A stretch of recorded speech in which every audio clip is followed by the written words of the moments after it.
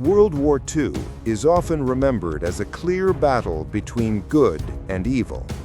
The Axis powers, Nazi Germany, Italy, and Japan, are known as aggressors, responsible for some of the most horrifying crimes in human history. On the other side, the Allied powers, the United States, Britain, France, and the Soviet Union, are usually depicted as the defenders of freedom. But history is rarely so simple.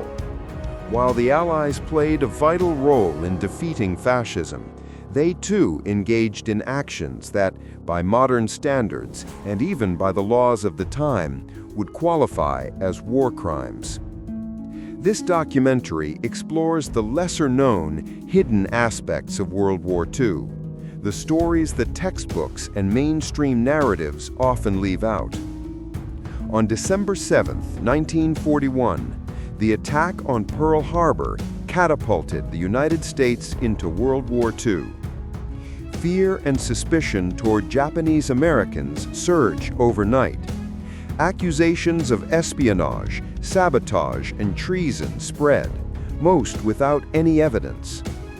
Amid this climate, President Franklin D. Roosevelt issued Executive Order 9066 on February 19, 1942, authorizing the military to remove Japanese Americans from the West Coast and place them in internment camps.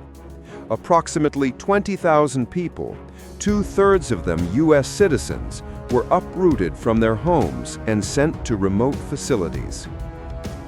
The camps were surrounded by barbed wire and armed guards. Wooden barracks offered no insulation, leaving residents to suffer extreme heat in summer and freezing cold in winter. Sanitation was poor, medical care minimal, and schools little more than broken benches. Despite these hardships, internees tried to preserve culture and education.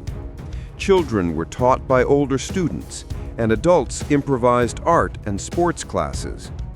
Yet the humiliation and deprivation left lasting scars on an entire generation.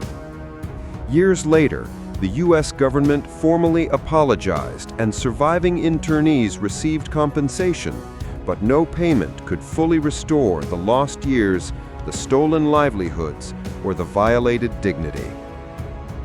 After France's defeat in 1940, the Vichy regime took control of much of the country under German supervision.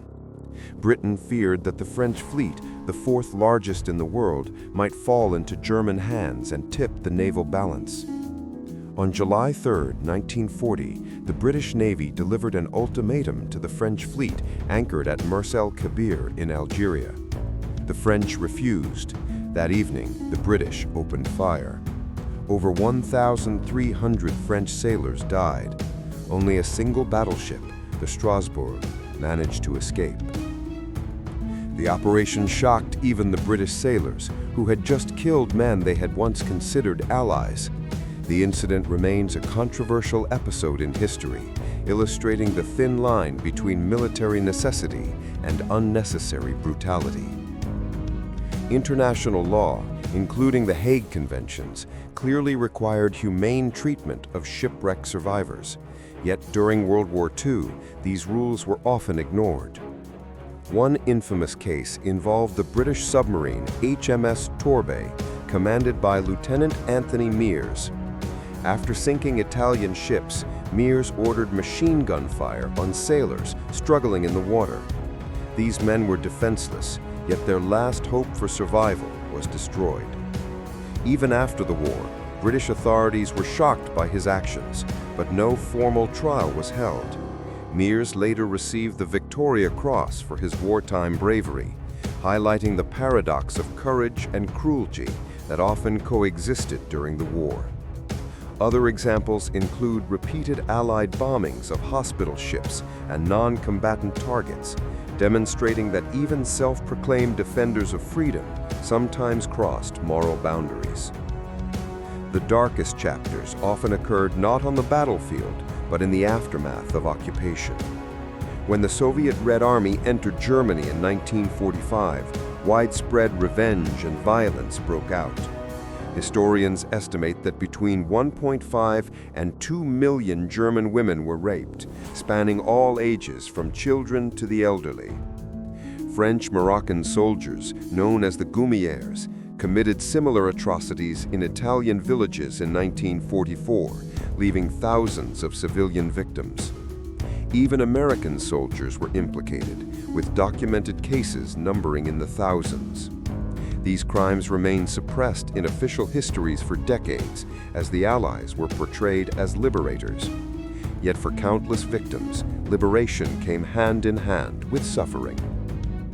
In February 1945, Dresden, a cultural and architectural jewel of Germany, faced one of the most devastating air raids in history.